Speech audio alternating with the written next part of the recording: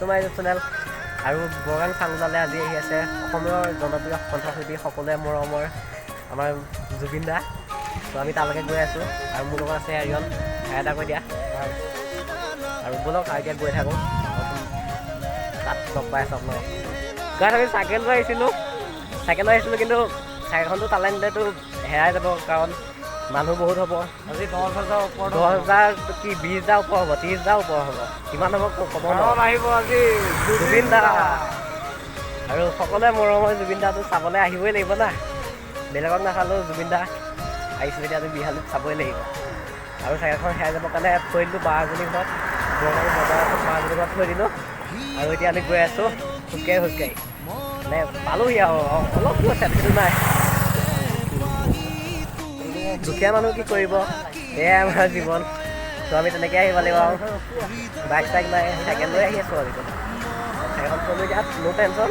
গাইছ বলক গাইছ আজি গাড়ী চাওক না কেনেকুৱা আহিছে একদম মানে চব জুবিন দাক চাবলৈকে আহি আছে বে।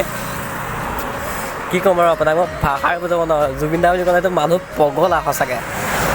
ময়ো পগলা পাওঁ একচুৱেলি। আৰু গাড়ী ঘোঁৰাটো তামাম চলি আজি হাইৱে তেনেকৈ খোজকাঢ়ি আহিবলৈ ভয় লাগিছে যি গাড়ী চলাইছে আজি। ব'লক গাইছ জুবিন দাক চাবলৈ।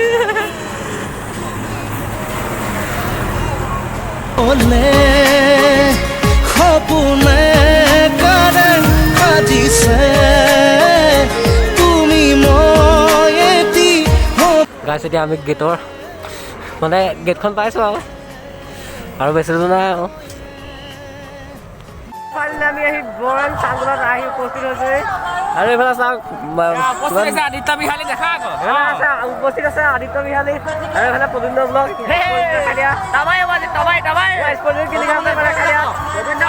প্ৰদ্যুম্ন ব্লগ চাই লওক ইউটিউবাৰটো ভাল আছে একদম। মোৰ ইউটিউব চেনেল এটা আছে নামটো নকওঁ কিন্তু নামটো নোকোৱা নেকি কিয় লাজ পাই নামটো ক'বলৈ নামটো ক'ল লাষ্ট আহিব দেহি